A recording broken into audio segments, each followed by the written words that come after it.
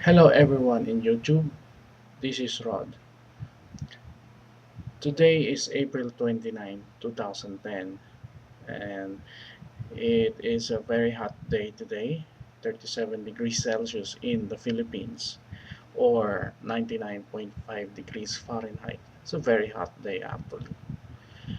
So I'm gonna discuss today something about religion influencing elections in the Philippines. Next week on May 10, 2010 is going to be election day in the Philippines. In the election day, we will choose a new president, a new vice president, and Senate, Congress, mayors, governors, and councilors, city councilors. And that's going to be on May 10. It's called the Philippine General Election. And we have elections going on in the Philippines every 6 years. The last time the Philippines had election was 6 years ago in the year 2004. The president that was elected in 2004 was Gloria Arroyo, whose term is going to end this year. And whoever becomes the president this year will become our president for the next 6 years until 2016. So far, we have a front runner for the president. The front runner is a man named Noynoy Aquino. This is Noynoy Aquino. He's been featured in today's Time magazine. See that? That's Noynoy Aquino, the new one. Noynoy Aquino is the son of our former president, Corazon Aquino. Corazon Aquino was famous for leading a people power revolution in 1986 against a former dictator. And she led the Filipinos against the dictator and became the president in 1986. And in 1986, Corazon Aquino became the person of the year in Time magazine. And in 1986, I was just 12 years old then when she became the president. So she's a very famous president, Corazon Aquino.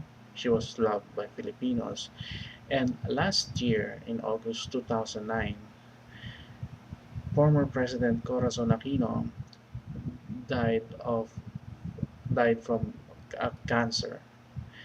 And from then, her son became a front runner for the coming election. All of a sudden, her son became a top contender for the presidency. So most likely, I will be voting for Noynoy Aquino for a very strange reason actually. The reason why I might vote for Noynoy Aquino is because I didn't want the second place sir in the polls to win the presidency. I want I'm voting for Noynoy Aquino to prevent the other person from winning, which is who is actually Manny Villar. Villar is the second front runner for the presidency. Manny Villar was announced last week to be the fifth richest man in the Philippines. And Manny Villar was a former Speaker of the House of the Philippines Congress, and is a former Senate President of the Philippine Senate. So he has a very big experience, but his reputation is tainted with scandals of graft and corruption. So I don't want a president with a very bad reputation. You see, he's already the fifth richest man, Manny Villar, the fifth richest man in the Philippines. And during the time when he was a Senate President, he was involved in a graft and corruption scandal.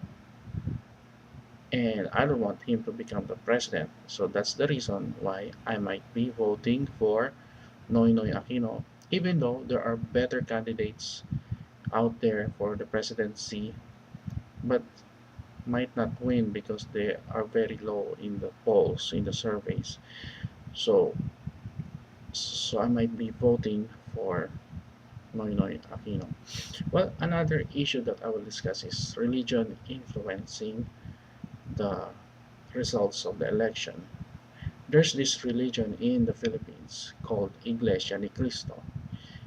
Iglesia ni Cristo means Church of Christ. That's the exact translation in English. Iglesia ni Cristo, Church of Christ. Church of Christ is a sector of Christianity uh, which was started in the Philippines way back in the early uh, 1900s, and they have a very big following. And the church leaders of this church, Church of Christ, is are very influential. They can control. They have very strong control over their people. So during elections, this church endorses lists of presidents, senators, vice presidents, and gives the list to the people, to their people, and endorses it for the election. It's like the church leaders are threatening, most likely are threatening, which are usually what religion does, right?